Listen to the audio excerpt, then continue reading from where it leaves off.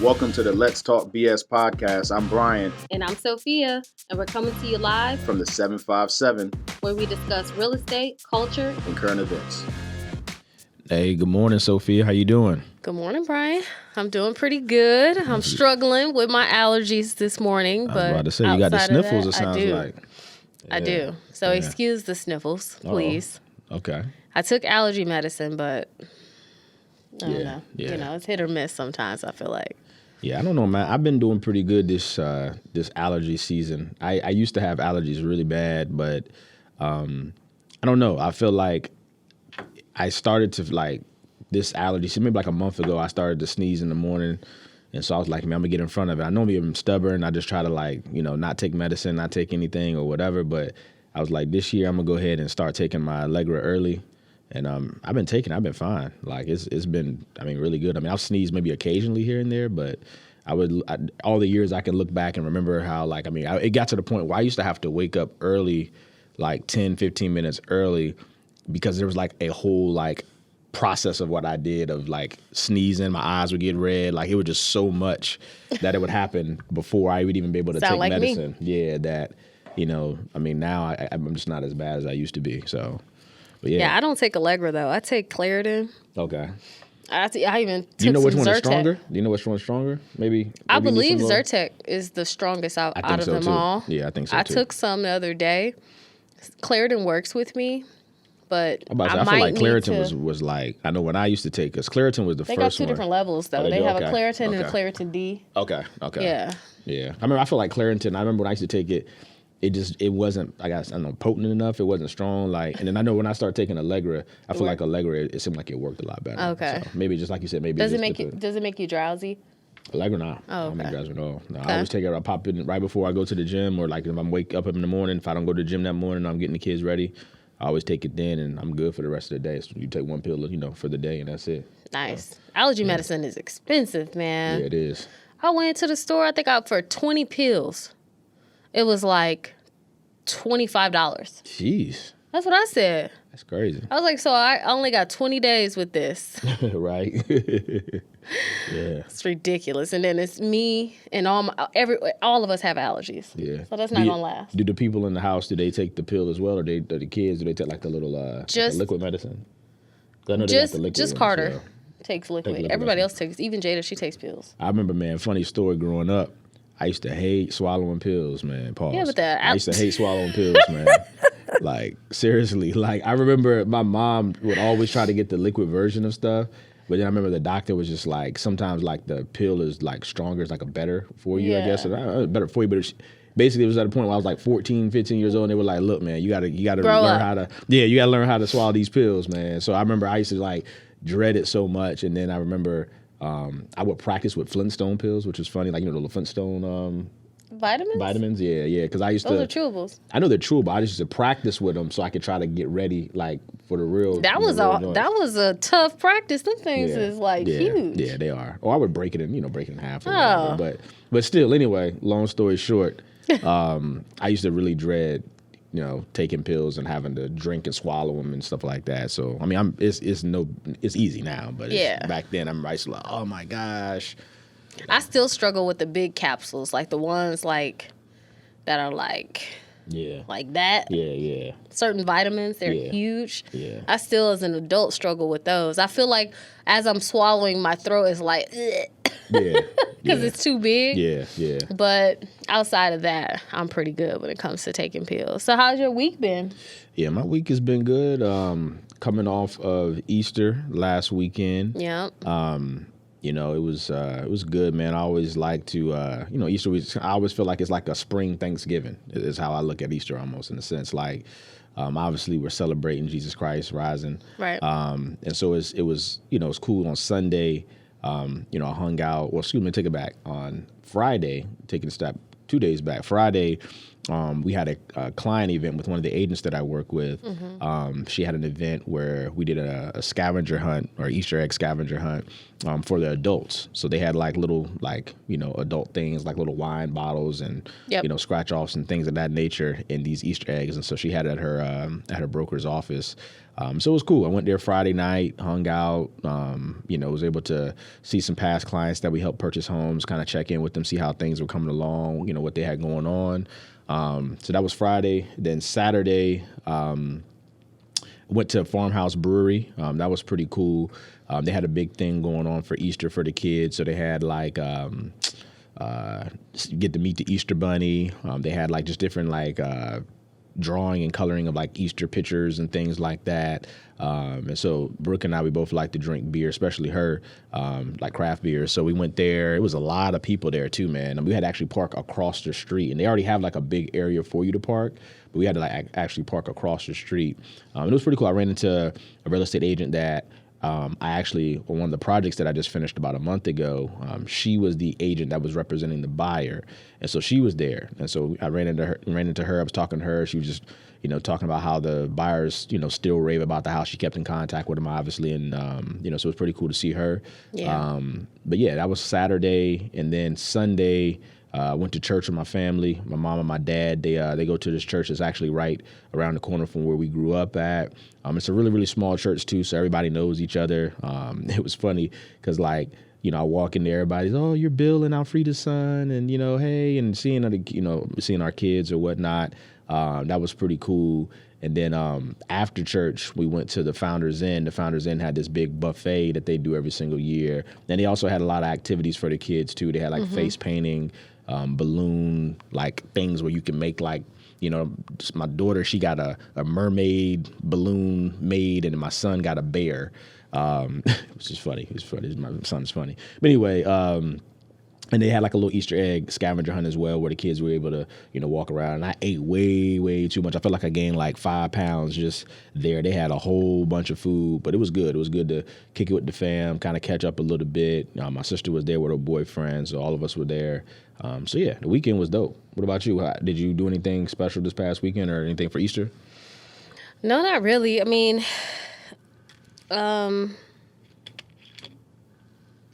so no, we did not.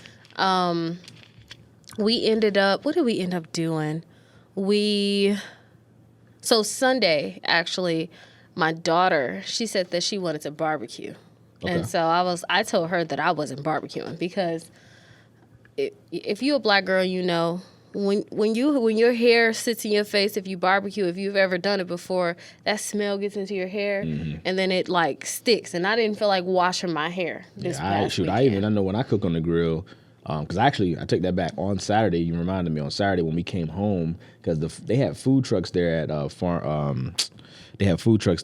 Farmhouse Brewery, and the food won't really hit nothing for real. So I ended up coming home and making some steaks on the grill and some hot dogs or whatever. And like you're right, like after like I cook on the grill, like my clothes, I have to immediately wash them because my clothes smell right? Just like grill. And so just imagine it being your hair, and I can't just like take my hair off. You know what I mean? Like, I mean, you this could. is mine. I mean, you could if you. No, you know this what I'm is saying? mine. Okay, I don't take this one off. I'm just saying. This is grown out the scalp. That's the real joint. That's the real one. Okay. So I can't just take this off. I mean, I know it's times when I can take it off, but not in this case. And so I told her, I said, well, if you want to barbecue, you need to do it. So she agreed. So it was funny because I was like standing in the back door, like telling her, like, do this, now do that, now do this. And she was just like, she was over barbecuing like way before she was finished. She did chicken, ribs, and she made shish kebabs with like steak and peppers and corn. Okay, sounds good. And then I, in the house, made mac and cheese, sweet potatoes, and green beans and cornbread. Okay. Oh, yeah. So y'all did a big thing. That's what I'm saying. I feel like it's like Easter's almost like a second Thanksgiving, because most folks I know for Easter, they get down. They eat a lot. Some folks are fasting from certain things. Yeah. And so that's kind of like a, obviously a big celebration to, really get it in. So that's what's up. You ate a lot. So we ate. So we cooked and we ate. And then, let me think. We went straight into spring break. So spring break this on week. Tuesday, we went to Busch Gardens and we were there all day. We got there at 12. We left at 8. Then we tried to go to this restaurant called Cheddar's in Newport News. Oh, yeah, Cheddar's, yeah. But they wouldn't take us. They said it was too many of us. And they didn't have any service to serve us. So then we left there. Hold on. You said was it like about to close or something? I mean, within an hour. Oh. But still. Interesting. Were they like packed or something? No. But I guess she said that people had called out. So she wouldn't be able to seat us for another hour. And I was how many were It y'all? was 6 of us. Oh, geez. Yeah. Okay. She pissed me off real quick. And at this point, I had been with the kids all day. So like my cup was full. Your cup runneth over. So I was like, I looked at her and I probably gave her the death stare. I was just like, all right. So we went across the street to Red Robin and we ate there. Okay. And then we headed back. So we didn't get home till like 10:45. Jeez, that's crazy. So but it was a good time. The kids slept good that night. Like I didn't have no fight. Like there was nobody saying, I'm not sleeping. Yeah. We came in, showered, and next thing you know, everybody was asleep. So That's what's up. Yeah, cool. That's crazy. I know me and you had kind of talked about it, the day before, but I had went to Busch Gardens as well. We had planned to go. That was something the kids were really looking forward to during spring break. So we got out there pretty early, man. We left the house around. We were supposed to leave at 9. Kids was dragging, so we ended up leaving 9:30, and we got there at like 10:30. And I tell you what, when like to get in there, to get your parking pass and all of that stuff, like when you're coming into Busch Gardens. It was super packed. Like, I know at that time, I mean, like, it took us like 20 minutes just to get from 100 feet. I mean, it was a long, long time, but we ended up getting in there and we had a good time. We stayed from, I would say, probably about 10:30 to probably close to about 5, I want to say is when we left. It was a lot of people there, but I will say that if I felt like I didn't wait too long. I mean, it was... most of the rides were about a 20, 25-minute wait, when I was there, during the time I was there or whatnot. But it was cool. The kids had a great time. The way we typically do is we always go to the Sesame Street part first. So we go in the park and make a left. We go in there and kind of hang out there for about 2 hours. So we were there from like 10:30 to like 12:30, and then we ended up grabbing some lunch, over at the Italian spot. So we'll go over there and get to the little Italian place. So we went to the Italian spot, but then the reason why we left there was because I had to. So the dynamic of how we did things was Maya had a buddy. She had her friend there with her. They're teenagers, so they went and did their own thing. Oh, okay. And then it was me, Carter, Jada, and Jada's friend Mir. And their mom, she had to work that day. So she kept stepping away to go to her car to take a meeting. Oh, okay. But obviously Busch Gardens is huge, so she had to walk through the park, go to her car. So she would be gone for 2-3 hours, right? Wow. Yeah, okay. So I pretty much had 3 kids. 4. Yeah. 2, 3. 4. That's 4 kids, right? No, 3. Carter, Jada, Mir. I had 3. 3. Okay, I'm sorry. Yeah, I had 3 kids with me. You said Maya went away. Yeah, that's Maya went away with her friends, so they yeah. kind of did their own thing. Yeah. And so we went to the Italian spot, and when we looked at the menu, Carter and Mir, very picky eaters. They don't really eat too much new stuff. They're the chicken nugget French fry type of kids. Yeah. So I was like, nah, we're not gonna go get this Italian food and then you don't like it. What I'll tell you though is because my kids are very similar to maybe not as much, but my kids are very picky too, and so what they wanted when we got there, they wanted a hot dog. That's what they wanted. See, right? Carter will eat a hot dog, but he won't eat it with the bread. Gotcha. So they wanted a hot dog. But we were hungry, because we hadn't really ate breakfast. We had a little bit of breakfast, but not very much. Yeah. So like I said, around 12:30, we was looking for food, and a lot of places were packed because that's lunchtime, right? And so we seen the Italian spot, and they just had several different things that you can get. So they had pizza, Italian pastas and stuff. We didn't see all that. So they had another thing that they had is they had some.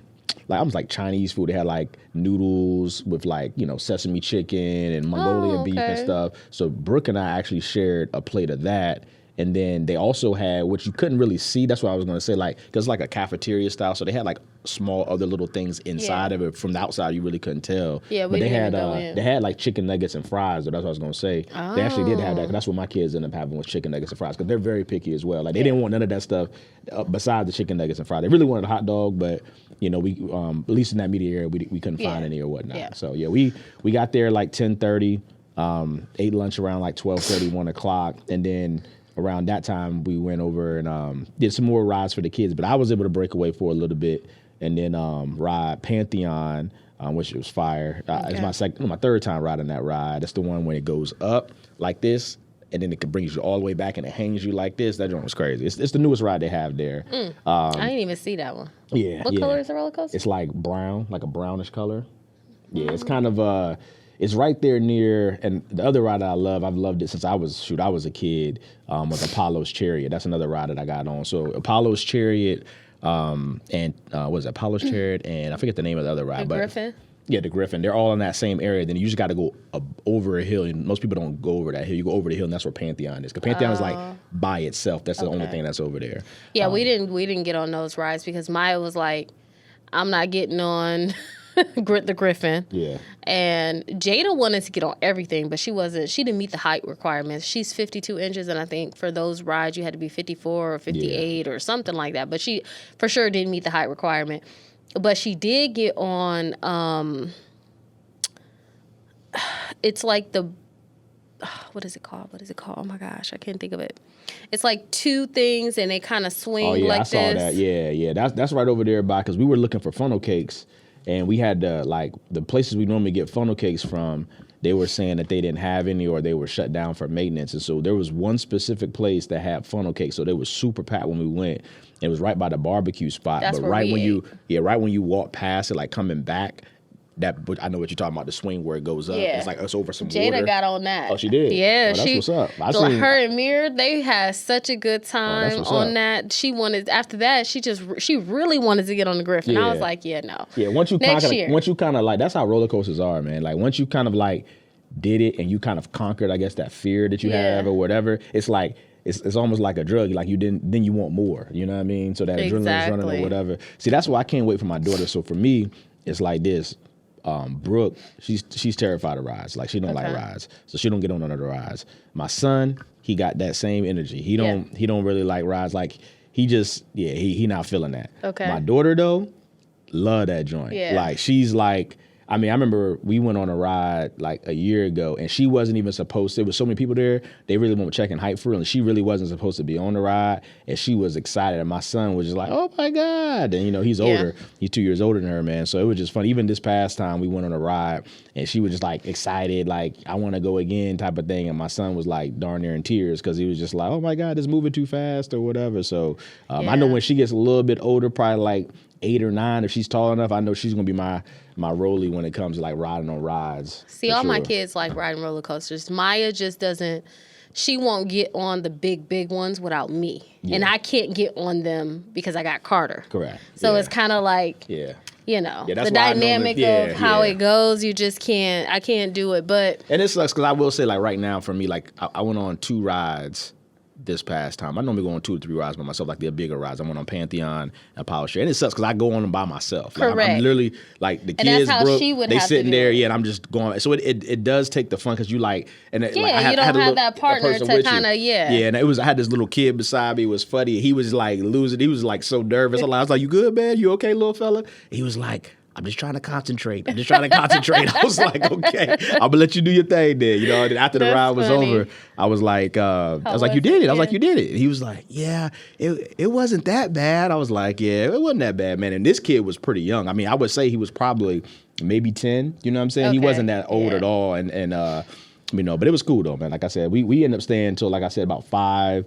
So we was there for about 6-7 hours, and then y'all left at 5. Okay. Yeah, we left at 5 because at that time we had kind of conquered everything. It actually started to get pretty warm because when we first got there, it was actually pretty cool. Cold. We had jackets on and everything. We did too. And I ended up coming out my jacket around like 2 o'clock and take the kids' jacket off or whatever. And then, like I said, around like 5, the kids started to get like hungry again, like real hungry. You know what I'm saying? We had already ate a couple of times there. And so what we did was, because typically, I remember we had a time where we went to the park, Busch Gardens, I think it was last year or 2 years ago, and driving back home, it took us 3 hours because we left at like 3 o'clock. Why? And it was just so much traffic. I mean, it was like, I think it was an accident in the tunnel, and it was just so bad. So what we typically do now is anytime we go to Busch Gardens and the kids don't have to go to school the next day, is we stay in Williamsburg. Because Williamsburg is actually, a lot of people don't talk about Williamsburg. Which way do you go when y'all go home?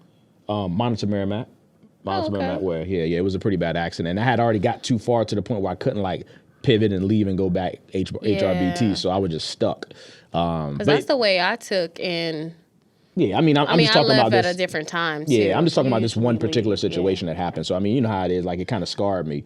So, from now, so typically when we go to Williamsburg, we just, like, hang out there and stay there for that night and just come back in the next day. So, that's what we did again this time. But what I will say is, because we kind of ventured out, we ended up going to Mellow Mushroom and had dinner, had pizza there.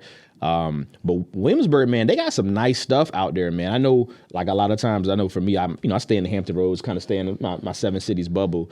But Williamsburg is a little bit further out, but they've built it up a lot, man. They got like a lot of nice like restaurants, like date night, like bars, stop, like cool family, or just like, you're hanging out with your significant other type of restaurants out there. So I was like, oh man, there's some nice stuff I want to try to maybe come back to and check out or whatever. Nice. But yeah, we hung out at Williamsburg, and then we came back the next day, and then that was yesterday. Yesterday was kind of just playing catch up, cleaning up. With work, I missed a lot of stuff on Tuesday from work. So man, that was horrible. My phone died at like 2:30. Oh wow.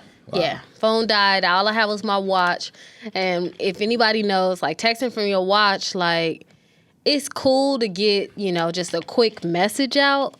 But you can't have like a full-fledged conversation on the watch. Like it's just not gonna happen. I don't even think I've really like ever text from.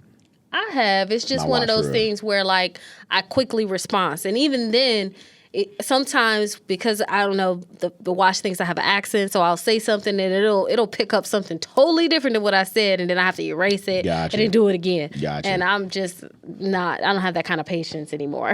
Yeah, that makes sense. I was like, I'm just gonna, respond to everybody the next day. But yeah, that makes it was sense. a good time. And then yesterday, my daughter, she's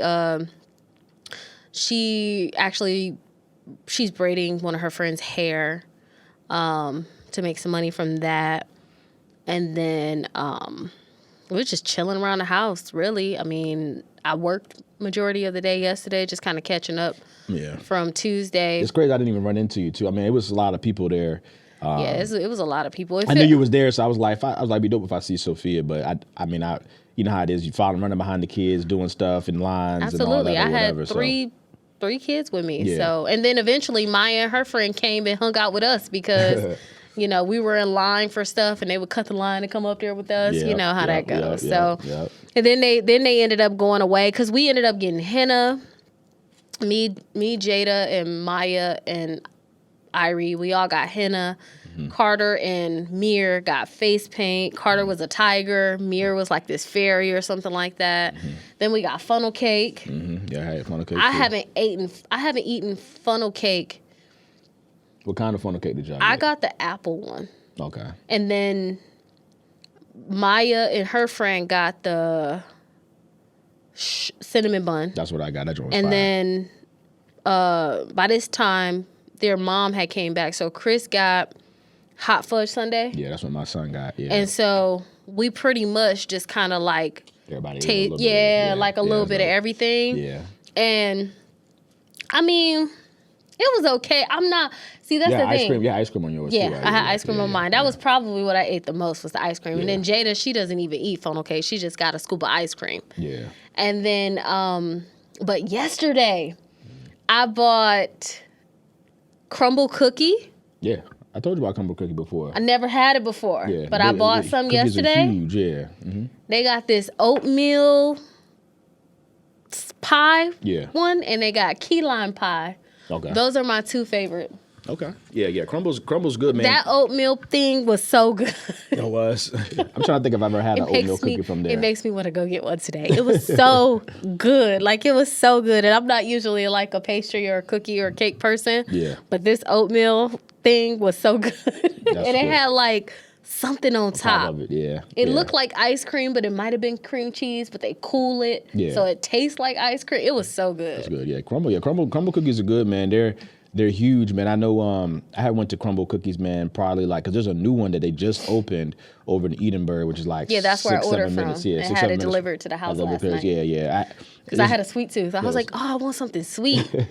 And so I started looking on Uber Eats, and I saw that or Duck Donuts. And then when I went to Duck Donuts, like, it's too much to order Duck Donuts on an app. It's a whole like bunch. you gotta do way you gotta too put much. a certain ice in and do this and put a certain topping. in. And you gotta order a certain amount of donuts. Sometimes I just want like 2 or 3. Nah. Gotta get 6. I'm like, yeah, it's a lot. I was like, we gonna do crumble cookie because I don't got the patience again to sit here and submit this order. Like, it was too specific. I mean, I like that, but at the same time, just there should be pre-selected options. Yeah, I agree. You know, I agree with you. like, hey, just give me the variety pack. I'll take that. Yeah, exactly. Yeah, no, I've done that before. It's funny you said I've actually had that exact same thing. That's why I've never done it, because one time I was going through an order and I was like on donut 3 and I had to go through 6 of them. I didn't even really want 6 donuts, but I had, like, I guess the order minimum was 6. Yeah. I was like, man, I'm just gonna find something else. And then you have to really know what's on that donut too, right? Correct. Because if you go in and you look at the menu, I just name the maple glaze, you don't know what's all on the maple glaze unless you like really pay attention to the ingredients, because I think it has like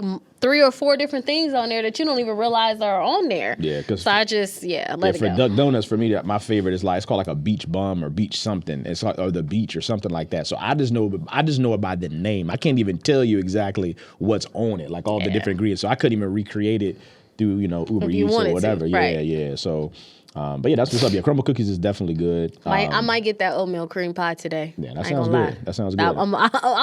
It ain't a bite. I am going to get that cookie. I don't blame you. That's what's up. So in recent news, did you see? I know that last week we had a guest, so we really couldn't touch on this. But the Francis Scott Key Bridge in Maryland. Yeah. There was an accident with a cargo ship, and I was there that week. That I had left DC area that Sunday, and I think the accident happened like that Monday or Tuesday or something like that, right? Yeah. And it happened at like 1:00 in the morning. Yeah. And I just remember like on my way back yesterday from Williamsburg, which is where Busch Gardens is, I was on the, what you call it? The the Merrimack. That. Yeah. And that. And I was on the bridge and I was just looking like, he looked down there. Yeah, he done coming around. He looked down there. Cargo ships. Yeah. It was nighttime, so you couldn't really see. Yeah. So I left the next morning. I definitely peeked more than what I normally would peek. You know what I mean? As far as seeing what was going on. It's like, it's like how they say when you were a kid, you gotta, before you cross the road, you gotta look both ways. Yeah, I'm sitting there looking both ways. You know what I mean? So I definitely was kind of nervous. I ain't gonna lie to you, but yeah, that was crazy, man. That was real. I got a buddy of mine who lives in Maryland. He's in the Air Force up there. And I was like, we have a group text and we were talking. He was like, man, he's like, honestly, he says he takes that bridge every day, like the days that he's going to work and he's running a little bit late, which he said is pretty frequently, because they have a young child in the house. He was like, he typically takes that bridge because it gets him, to his job faster. And he was like that. I mean, obviously it was 1:00 at night, so he wasn't, whatever. Yeah, you're not out but that he was late. Like, he was just like, it was just crazy to like, that's a bridge that he frequents, like he would say 3 to 4 times a week, and he was like, to see it happen to that bridge, he was like, it was just unreal. And then obviously he saw, like, because he lives right close to it, like he's seen like what it looks like, and I know they're trying to like clean it up, and they're still, I mean, this was like what, almost 2 weeks ago. 2 weeks ago. They're had, still not ships, so I guess there are like Carnival cruise lines and different cruises that come into that area. And there were people who had went on a cruise prior to the accident or the incident. Yeah. And those people were actually rerouted to a different area and had to get flights back home. Oh, wow. I didn't even know that. Okay. Yeah, I saw that on the news and I was like, damn, just imagine, you having to be at work on a certain day, return back. Because, a lot of people, they will give themselves that extra day, to rest before returning to work. But then some people live life on the edge, and they'll come back that night and go to work the next day. That's me. And so just imagine you having like deadlines or something at work. Yeah. And then you're trying to get back home, and chances are if you're on a cruise, you really don't know what's going on. Correct. On land. Yeah. You're kind of like isolated for that short period of time because you don't really have service like that. And of course, realistically speaking, you're on a cruise. Like, I'm not trying to look at my phone. Yeah. Unless I have to. Yeah, right? yeah, of course, yeah. And so that was kind of sad to see that happening. And then there was something else that happened recently, and I was like, man, is this a sign? I can't remember what it was, but it was something. Oh, the earthquakes in Taiwan. Happened like a day or two ago. Yeah. And I saw people were on a bridge Yeah. as it was, happening. And I thought for sure that bridge was going to collapse. And I was like, man, like, these real life things are happening. I wonder what's coming. Hey, you know? I know, right? Look, I'll say this: Have you ever experienced an earthquake before? No, I haven't. Okay, so I have, man. Where? It was here in Virginia. I remember it was the craziest thing. Yeah. So this was. I remember I was working at Bank of America at the time. I'll never forget this. This was crazy. So I was working at Bank of America, and I remember because I was at the Bank of America in downtown Norfolk, and so what happened was we were celebrating something because our manager was taking all of us for lunch across the street to MacArthur Mall, and we were going to have lunch on my manager, right? And so we were all in the elevator. And I never forget this. Like, the elevator was like shaking, like weird, and like it was just like really weird. But you know how the elevator, it could happen. You know what I'm saying? So you're like not thinking like it's an earthquake. You're just thinking, been stuck in elevators before. Yeah. So it was just like it was shaking, and then we got out, and then like I remember like there's like a security guard that was in the front because we were coming out the front of the building. He was like, "Yo," he's like, "Are y'all okay?" He's like, "Luckily y'all didn't get stuck." We were like, "What happened?" He was like, "Yo." They don't know, but the ground was shaking. I think it was an earthquake, and everybody's like, an earthquake in Virginia? Like, 'cause that normally doesn't happen, you know what I'm saying? Yeah. And so I remember like coming out the front of the building, and like everybody that worked in, downtown Norfolk areas, a lot of people. Right. Everybody was like walking out of their buildings, like just like oh my god, coming to see what happened. Yeah, seeing what happened, and like we were like, wow. And I remember immediately cell phone service just stopped. Like nobody had cell phone service. So we was like, yo, what the heck is going on? And then I remember we was walking to the mall, and the people in the mall was talking about it. It was like a really big thing. I remember this was probably about maybe 10 years ago, I want to say. I'll have to Google exactly when it was. But it was a big thing. I remember it had even... No, it had to be more than 10 years ago, because 10 years ago, you were working at Wells Fargo. Yeah, you're right. I'm tripping. So maybe 14, like... so this is 2014. So this is probably like maybe 2010, I want to say. Okay. Yeah, maybe 2010, 2011, because this was shortly after college. Yeah, I know. 18 years I was sitting there thinking, like, when you said it, I'm like 10 years ago. I'm like, 14, you're right. 15 years ago. Yeah. So that's this was, funny. But I remember my dad, because he was working up, he was somewhere, I can't remember, but he was like, I think he was in Newport News at the time working. He was like, yeah, they felt it. I mean, it was like a big thing. It even went up to like, I think like Northern Virginia, DC. Like it was a really, really big, massive earthquake. Yeah, 2010, 11, I was living in Miami. So yeah, that was my only experience of and I lived in a high rise too, so maybe I don't know if it went that far down. Let me see, earthquake in Virginia. Oh yeah, it says 2011. Oh yeah, on August 23rd, a magnitude your state of Virginia at 1:51 p.m. I remember earthquake hit the Piedmont region of the U.S. state. Yeah, so this was 2011. 5.8. Ooh. Yeah, that was a big. It was a big one. Yeah, it was a big one. Because the one that happened in Taiwan was a 7.4 or something like that. It was pretty up there. Yeah. And then I also saw in the news where that's crazy. That was 2011. Colleges 13 years ago. That's crazy. I'm sorry. Yeah. Colleges have kind of been like my thing lately, so I've been kind of paying attention to college because obviously my daughter's getting ready to, start college in the next few years. And so, we've been paying attention to things that have been going on.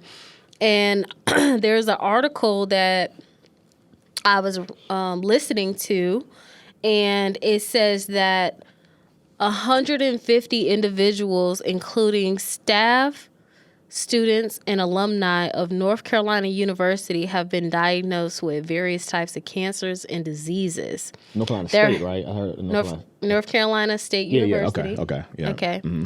And these health issues are allegedly believed to be leaked to Poe Hall Dang. due to high levels of toxic chemicals. And some of the cancers that are some of the cancers include lymphoma, thyroid cancer, breast cancer. So Dang. basically these students either lived in Poe Hall or they worked there or they were there, During this for time. long periods Yeah. of time. And that's kind of That's like crazy.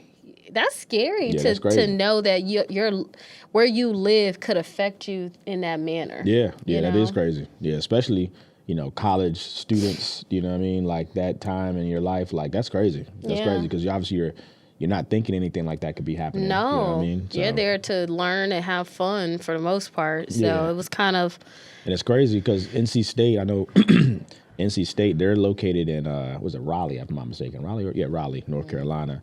And they're I know it's March Madness going on. I know we're now in April, but they're doing What? really Hold on, wait. What? So March Madness is in April? yeah. So the championships are this weekend. Oh, yeah. So okay. it kind of bleeds over until the first week of April. Yeah. You said March Madness. I'm like, wait, hold on. Yeah, so March Madness is going on right now for the men's and the women's. I've been keeping up to it or keeping watching it or whatever. But the Final Four is this weekend for the women's and the men's. And NC State, that school you just mentioned, they have a team. The women's team's in it, and also the men's team's in it as well. I mean, both of them were teams that weren't expected to be in the Final Four. So I That's thought cool. that was pretty cool. Highlighting one of the women's- girls women's, actually, yeah, sports. I was gonna say one of the girls, Asia. She actually went to Princess Anne High School, which is here in Virginia Beach. And she's out there balling. She's averaging like 28. Oh, wow. Yeah, she's playing for NC State, and so she's playing really well. But it was the big game that came on Monday night. I know everybody was talking about it. Was Iowa played against LSU, and they were talking about Angel Reese, who's a really, really good player. She's been really polarizing for LSU, and they won the championship last year. And last year in the championship, they played against Iowa, and so there was kind of a rematch of that championship game. And Iowa has probably the best player in college basketball right now. Her name is Caitlin Clark, and she's a beast. Like I think this game they won, so Iowa got the revenge. Iowa ended up beating LSU, so they're moving on to the Final Four. And Caitlin Clark had like 41 points, 12 assists, and like something I can't remember how many rebounds as well, but she was balling. Like she reminds me of Steph Curry. Like she's out there just shooting from deep. And I was showing my son, me and him was watching the game. And he was like, Dad, what makes her so good? And so I was on Instagram. It's crazy how the phones work. He asked me that question. I just pulled up Instagram, and the first thing that came up was like a Caitlin Clark video of her working out. And so I was showing, I'm like, literally that happened just like Big that. brother. Yeah. So what happened was I showed him like her workout, and he was like, man, she's doing a lot. I was like, yeah, that's what it takes to be great. I was like, you got to work hard at your game, so when you come to when it's game time, it's easy. And so he was Yeah. like, oh man. And then he immediately went and we have like a little hoop in my man cave, and so he went in there and started shooting shots or whatever. So I was like, yeah. So it's just funny, like how you said, as far as your daughter, when she went to Howard and seeing things like how when you show kids something, you can see the light bulb sometimes come on in their brain, and Absolutely. and it really kind of motivates them to to work hard and to do what they need to do to get what they're trying to get. So Exactly. yeah. And then in speaking of kids and everything that's going on in California, they just recently passed social media laws. Yeah, I saw that. It was it's crazy. So if you're in California and you're a child and you're under the age of 14, then you cannot have social media. Like you're banned from it. But okay, so this is the thing that I don't understand. So what stops that child from just saying, "Oh, I'm born in '87"? Like, You're right. I don't know. like it's I don't social know. media, so it's kind of like one of those things where how do you know? Yeah, I mean, I if don't this know. I don't person know. is I'm pretty sure they probably got some type of layer of something to like account for it. I don't know. I have no clue what it is. Yeah. But you're right. I mean, there's always ways to work around stuff. Yeah, so these they teenagers, they clever, man. Oh, let me tell you. So, just a couple days ago at the ocean front, I guess the high schoolers in the beach, they had their own spring break celebration this past week, and my daughter sent me a picture of this teenager walking down what street is that on the ocean? Atlantic Pacific? Yeah, Atlantic or Pacific. Yeah, whichever. Yeah. Where that it looked to me like an AR-15. Oh, for real? Walking down the street, like in wow. his hand, and that anybody know what that is? I mean, you're talking a gun that it's heavy artillery. Yeah, exactly. Walking down the street in Virginia Beach, and I was like, what the hell? Like, so I looked at my daughter. I was like, you see why you don't go nowhere? Let that be an example. Right. Let that be an example. Yeah. And someone took a picture of him, but they took a picture of his backside. But I hope that someone turns that picture in and. Or got a view of the front side, and that kid needs to be. Yeah, that's crazy. I don't know. Something need to happen. I can't really say what, but why would a child want to go to the oceanfront with that type of? Yeah, who let that person? Who has right. Who's the parent to that kid? Because there's no way. Mike can't even walk out the house with a belly shirt on, let alone. Right. You know what I mean? Yeah. Like it starts at the top, man, as they always say. Oh my goodness. A lot of times, that's why you see sometimes when you have these crazy situations that happen, and it's these minors that do it. A lot of times, the parents also they get charges put against them as well. They should, because that a should lot be of times, law. A lot of times, in some states, it's different in different states, but some states, they'll also get arrested as well because obviously they're responsible for that child, and then a lot of times, the weaponry that they get and things of that nature is from their parents. You know what I mean? So it's crazy. Like I remember seeing a shooting that happened. I can't remember what state it was in, but the dad actually gifted the son a gun at his 16th birthday, and I'm like, why? What's the point of giving? Excuse me. What's the point of giving a child? Yeah, I know he's sick, but like, what do they need a gun for? Like, and then there's only bad that can come from that. There's nothing good that can come from you giving your child and you give it to them where now they have it and it's not supervised. Like, you know what I mean? Like that doesn't make any sense to me. You know what I mean? But anyway, going back to the social media portion of what we were saying, that under 14 now in California, you're not able to have social media, and then if you're between the ages of 14 and 16.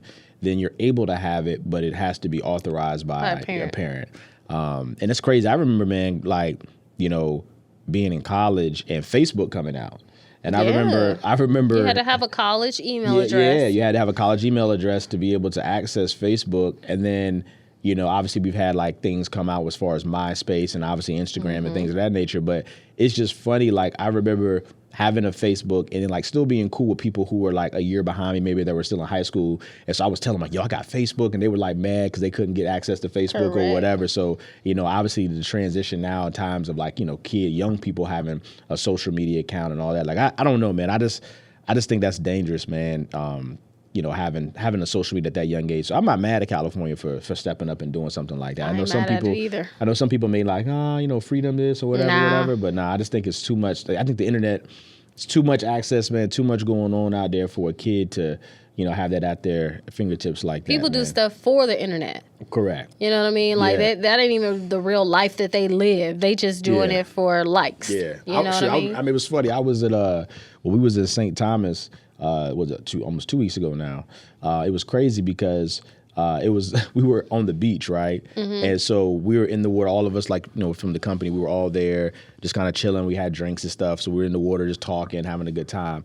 And it was this dude and this girl, they pull up. And mind you, we're all there together, so we don't know who these people are. They pull up to the beach, and the girl gets out, she puts her tripod down in the sand, and this dude is like this big brother. He looked like a big security guard, like 6'4", probably like 260. And he's sitting there just standing there posing, and she's like literally just has her tripod and just doing stuff in the water, like she's doing her own music video.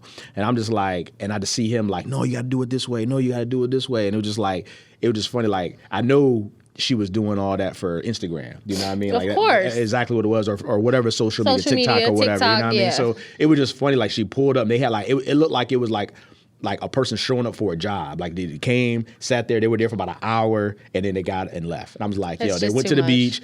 She took her clothes and all this and started doing stuff. And he had music playing so she could move around. I'm like, yo, this is wild. Like, doing it for the gram, as they say. It's crazy. Crazy. Yeah, that's not me. She said that's not me. Not at all. Yeah. Not at all. Yeah. And then one thing that I want to talk about there's two things that I really want to touch on when it comes to real estate. I definitely want to send a reminder to people when it comes to your monthly payment, because I've recently had this happen or come up in the last couple weeks or so where, a buyer is really adamant on payment, right? Yeah. Very, very specific on payment. And kudos to you for being, trying to stay within your budget. But you also have to remember that, one, the interest rates is what drives your monthly payment. And so in that initial time frame, like when you're first starting out, your rate's going to float. So you may float somewhere between 6.75 and 7.25. And that change in rate can change your monthly payment. So if you are dead set on a certain payment amount, you may want to lower your sales price amount or just a little bit to give you that wiggle room to qualify for the payment that you want. Yeah. Or just not shop at the top of the budget. I mean, I think that's really shop what it is. Shop at the top of the budget. If we say, hey, you're pre-approved for X amount of dollars, or hey, if you buy a house at this price point and this is what the payment is as of today's rates, if it takes you 2-3 weeks to find a home, which is totally normal, totally fine. If rates fluctuate and you're like, hey, that's your top of your budget of what you're willing to pay, or what you're comfortable paying. If the rates go up, then now you're in a situation where you're going to be paying more than what you may initially thought you were comfortable, what you said you were comfortable with. So either just coming to the realization of knowing that up front, or you may just kind of want to, like you said, look at homes maybe that's about $15,000, $20,000 less or so. With the fluctuation of rates, it really won't impact you hitting that mark of where you want to be monthly. Exactly. And also another thing that you want to keep in mind is that only your principal and interest is fixed. Yeah. Right? Yep. So your taxes are driven by the city. Your insurance is driven by the insurance company that you choose. So if tax rates go up, guess what? You're affected by it. Yeah. If insurance goes up, guess what? You're affected by it. So a year after you've purchased your home, if you see an adjustment in your mortgage, it's because your taxes and your insurance may have gone up. It's no different than auto insurance. I'm pretty sure most of you have experienced where your auto insurance has changed just slightly. It may not be a huge jump, or in some cases it may be. Yeah. But I've never had auto insurance that stayed exactly the same amount, and I've been driving for a very long time. Yeah. So same rule applies when you're buying a house. So if you are expecting for your payment to be a certain amount, and a year from now, your amount goes up, you know why. Yeah. Because only your principal and interest is fixed. That taxes and insurance definitely can fluctuate. Yep. So can your flood insurance if your house is in a flood zone. Yep. So can your homeowners association fees. I even seen it to where the way homeowners associations work, and this is actually something that's going on in my community right now, there are people who do not pay their homeowners association fees. And guess what happens? All of that responsibility falls on the other homeowners that are in that area. So if that budget falls short, then the property manager will likely either increase your HOA or do what they call it, a temporary, it's a one-time fee that you pay to catch back up. Yeah, like a reinstatement fee almost. Something to that. I can't remember the exact wording on it, but if you live in an HOA, you have to be aware of those. Yeah, you can also, an HOA can actually, you can get foreclosed on if you don't pay your HOA dues as well. You know what I mean? Sure can. Yeah, because you're right. There's some people who will manipulate it and not pay or whatever, but there can be. And when you buy that house, you sign a document. It's a rider. It's a HOA rider that you sign that they could actually come for your home if you don't keep those dues up to date. Absolutely. So, yeah. So, and I was going to, kind of pivot into something. I was having a conversation. I have a group text, a couple different group texts I have. It's funny. I got I feel like there's only maybe 2 or 3 people I talk to individually text wise, that are friends. Right. That are not obviously. But everybody else in a group chat. Everybody else is it's a group chat for them. I got 2 of my closest friends, us 3, we all in a group chat. And I got my family, we in a group chat. Then I got guys I grew up with in high school, we in a group chat. And I got guys we talk about boxing, we're all in a group chat. And that's how I talk to them. It's just in those group chats. So it's just funny. That is funny. But anyway. I was in one of the group chats yesterday. It was actually some folks I grew up with. It's like 15 of us in the group chat. We all went to high school together. I don't even know how you do that. Yeah. But go ahead. Yeah, so it's all of us who grew Because up. I could never be in a group chat with 15 people. Yeah. It would stay on mute. Yeah, no, it is. Mine does stay on mute. It doesn't okay. vibrate throughout the day, but I'll see sometimes like when I'm looking to see that it says like I have like 50 something text messages and they're all coming from that chat. Happened. I'm like, something must have happened, so I'll go in there, they got some tea or something. But anyway, yesterday they were talking about, there was an article I seen that came out on social media that in majority of the metropolitan areas, it's cheaper to rent than it is to own, right? Oh, yeah. And so, obviously in the group chat, I'm looked at as like the real estate or mortgage guru. Yeah, so they was like, hey, Brian, like I want to hear your thoughts on this part, of this article. And so I was like, all right, cool. And so a couple of buddies that actually live up in New York, they rent, they don't own. We were just having a conversation. And so I told him, I was like, hey, I can see how that's true. Like in some of the metropolitan areas, especially where rates are right now, interest rates when it comes to buying a house, I can see where on a monthly basis, because beforehand when rates were, lower, not even in the 2s and the 3s, but in like the 4 or 5s area, even 6s for the most part, and where prices were, there was a pretty significant difference in if you owned a home and if you rented. Normally it was a couple $100, Correct. Difference where, hey, if I own this home, this is how much I'm paying versus renting. Because of where rates are and because of where prices are, that gap has now closed significantly. And like the article said, in some metropolitan areas, it's cheaper to rent than it is to own, right? Yeah. So what I always tell people about stuff when it comes to that. Gotta talk about the benefits. Yeah. So obviously, if you're just looking for, hey, I'm trying to get by, I'm just trying to make sure whatever I pay monthly is the cheapest possible, then I can understand where renting may be the thing for you, right? Mm-hmm. But for me, what I always tell people is the part that a lot of people that say those things don't really mention is the equity and how real estate appreciates over time. Mm-hmm. Because that's the game changer that a lot of people don't understand. A lot of people don't understand because when if you rent for 2, 3, 4 years, after your lease is up, all you're going to get back is like your security deposit. Maybe, depending on because wear and tear you're responsible for. Yeah, so if the carpet need to be replaced, then that's going to come out of your deposit. Exactly. You know what I mean? So just think about it. You've paid a mortgage for, let's say your rent's $2,500 a month, which is not uncommon right now with the times that we're in, right? So you've lived there. You've paid for, you lived there for 4 years. I mean, you're looking at well over $50,000 that you paid out of pocket to rent that place. Yep.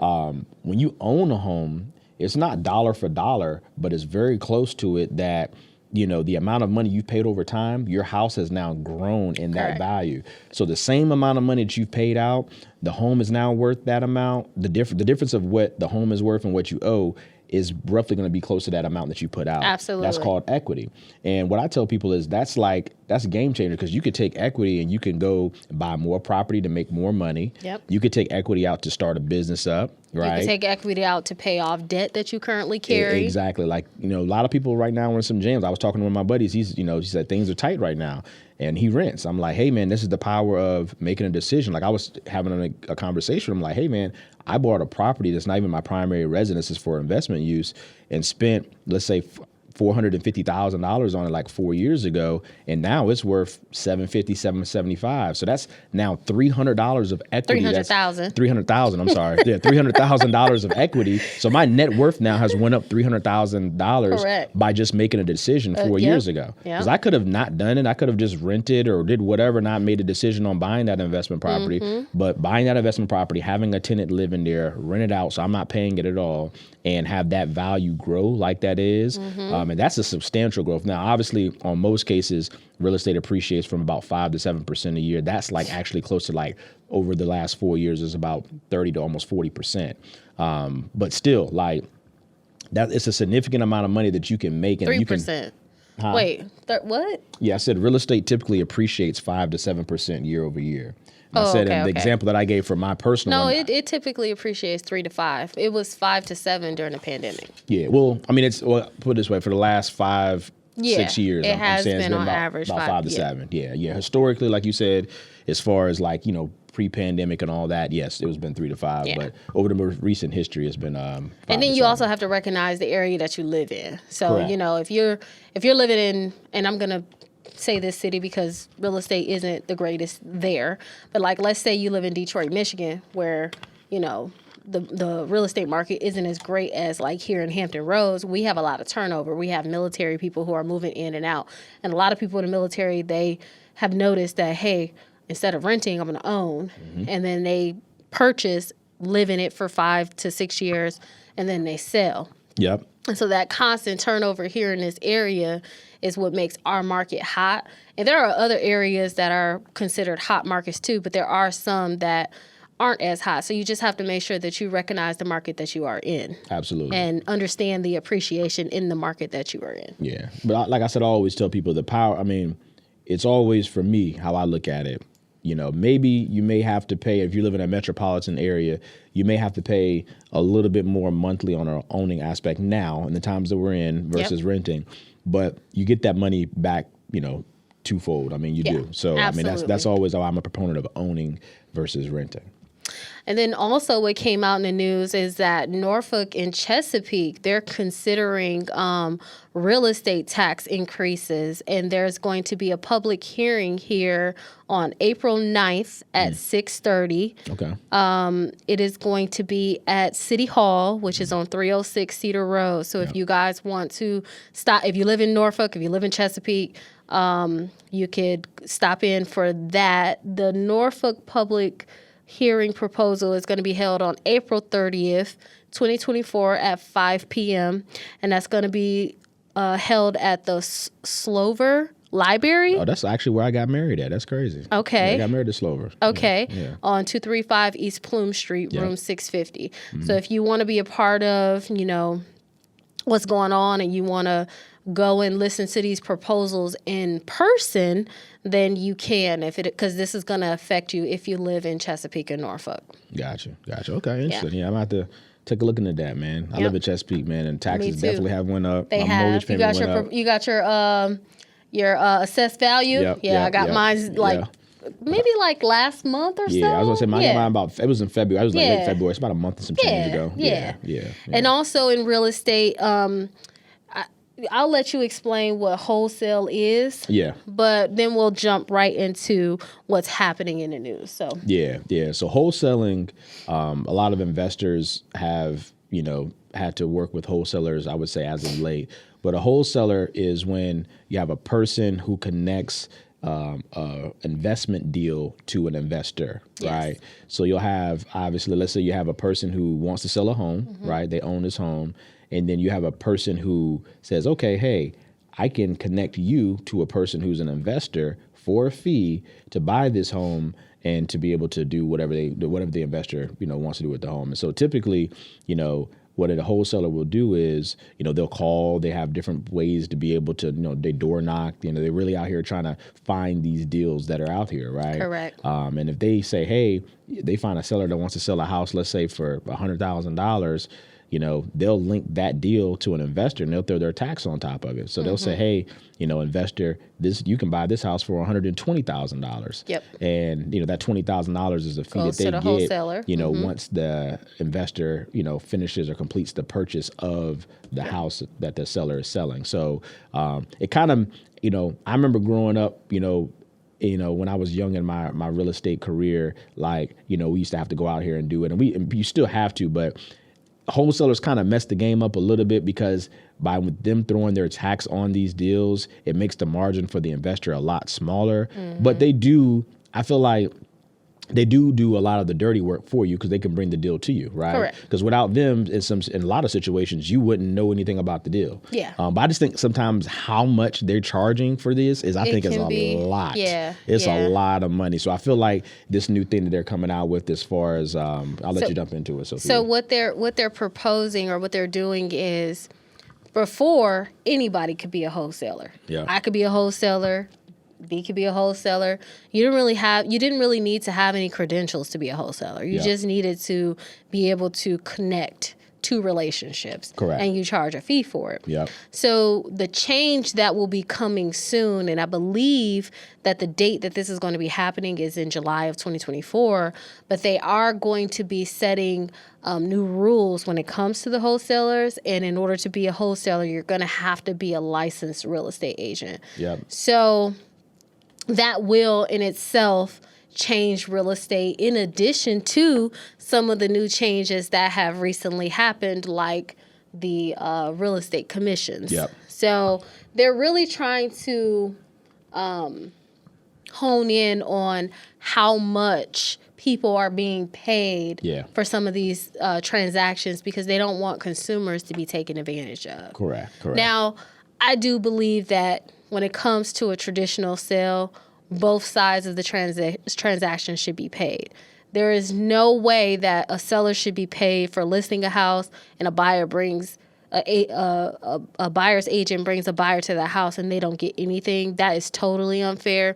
But I also don't believe in charging the consumer a ridiculous amount for a transaction. They just have to find an even medium to that and figure out a way to make that process a little bit better. Yeah, no, I get wholesalers hit me up all the time, and I would say majority of the people that I talk to, they're not licensed at all as a real estate agent. There are a few real estate agents. I will say, is the funny thing about it is the people who are licensed that are real estate agents, I get the better deals from them. Like, I feel like they're more, I'm going to say, ethical, more truthful, and they're not trying to tax you as much. But you got these other people who have made a business behind it where they're not licensed at all. And I feel like, now kind of having that entry of being licensed will weed out some of these, people who are kind of, manipulating the wholesaling, business, I would say. But, I do feel like this will kind of change things as an investor for myself, as far as some of the deals and who have access to these deals. Yeah. I feel like it'll, be like a gatekeeper for them to be able to actually have that credential to be able to do that. So. Absolutely. Yeah. Absolutely. Yep. And then, of course, we always got to talk a little BS. Yep. Did you see that Chance the Rapper he was recently separated and they have decided to part ways and get divorced? Yeah, I actually saw that. She might have been yesterday or the day before yesterday. Okay. I seen it on social media. Yeah, because I like Chance. I like Chance a lot, actually. I do too. Him and his hat. Yeah, his hat. Yeah. I remember one of my boys, Eric, introduced me to his. He had an album called Acid Raps, a mixtape that came out. And I remember I was like, yo, he can rap. You know what I mean? But it was crazy because like the stuff that Chance raps about now, or he's rapped about really since he's like made it or whatever, it's totally different from like the mixtape stuff that I heard. It was like, he was rapping kind of like, grimy, dirty back then, but now it's like, he's church stuff, and it's just like, got the different melodies and stuff, man. But yeah, I did see that. I did see that about him, and it's crazy because I remember this was probably, I can't remember how long ago, maybe a year ago, but I remember it going viral. He was at Carnival. I think it was at Carnival. Yeah, he was at Carnival somewhere. I think the girls had like Carnival attire on, so I'm thinking that's where he was at. Yeah. And the girl was like dancing on him and everything, and then like, oh, I seen that video. Yeah, it was very. He was really into it. Yeah, it was. Let's just say that. Yeah, it was very inappropriate for a married person. You know what I mean? And so I seen like it was a big thing that came out about it, and I seen like how, because the persona that Chance has, it kind of didn't really fit the image that most folks looked at him as. Exactly. And so it was kind of a thing, and then really, I haven't really heard much from Chance, I would say, since that happened. Yeah. And then to hear this news, I mean, you can kind of bridge the gap. Yeah, put the puzzle together. Yeah, put the puzzle together, and that's probably one of the reasons why it what's going on for them. So hate to hear that though. I always love black love, man, and I always hope people can figure stuff out, but I do too. I mean, I think that when it comes to your job in general, right? He's a rapper. He's a public figure. Even for someone like us that are like professionals, like you have to carry yourself a certain way. Yeah. Unfortunately. Like you can't just, there's certain things that you can do and there's certain things that you just can't do. Yeah. I remember like telling my friends, like, I want to go to Carnival. I want to dress up. But if I do that, I'm going out the country. Like, I am not doing that within the United States. Like, there's a certain way, even when it comes to your kids and how what you do in front of your kids versus what you don't do. Like, you just have to carry yourself a certain way. You have to realize who you are. Yeah. You know what I mean? No, I'm with you. I agree with you And on that. so when he was dancing in that video, it was just kind of like, man, like, why you do that? Because, he was thinking about himself in that moment, but then you got to think about the woman. Like, she doesn't deserve that. She don't deserve to wake up and see social media and her man grinding on somebody. You know what I mean? Those are things that people got to realize. Like, you just can't, you got to carry yourself a certain way, unfortunately. And that goes to everybody. That comes with, being like you said, a public figure. I mean, you get a lot of access, a lot of money. It comes with being a professional. It just comes with life. You just can't do certain things. That's just like us, what they call it, code switching. Like, when I'm at home or when I'm on a podcast, I speak in a more laid back way, right? But then when I'm outside these doors, like literally, like where we're sitting outside these doors, when I cross over, I have to switch it up. Absolutely. You know what I mean? Because there's an image that we want to carry. It's not that I'm being fake, because I am myself. My opinion is my opinion, no matter what voice I speak in. Correct. Now, I'm glad you said that too, man, because I remember, and I've had this happen to me, especially growing up here, and like,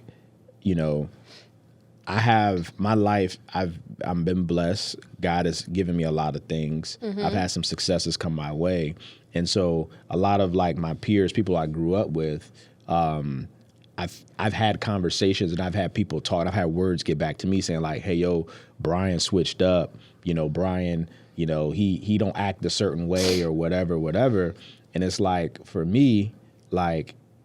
It's not that. It's like you said. It's just like you got to understand. My mom used to always tell me it's a time and place for everything. Time and like place my mom, for everything. I mean, she literally my mom said used that to joint say that all the time all too. the time. Like she'll still say that to this day. Yes. She said, "Bryan, it's a time and place for everything." Absolutely. And so I am who I am, but depending upon what's going on and where I'm at, I do have to act a certain way, you know what I mean, and respect the circumstances and the situations that I'm in. Absolutely. I'm still Bryan from College Park, but if I'm helping somebody buy a house or I'm sitting here with some people where I have to, be on my best behavior or be doing certain things or have a vernacular that I'm using, like I got to do that, like, you know what I'm saying? Exactly. And so I just wanted to mention that because it doesn't change your mindset. It doesn't change how I feel, how I think. It doesn't change like my opinion. If my manager come in here and asks me a question and it's something I don't like, I'm going to express I don't like it, but I'm not going to say it in a manner that's disrespectful. Correct. I just have to go about doing it a different way. Correct. Just like how you talk to your spouse versus how you talk to your kids and your friends. You switch it up. You don't just sit and,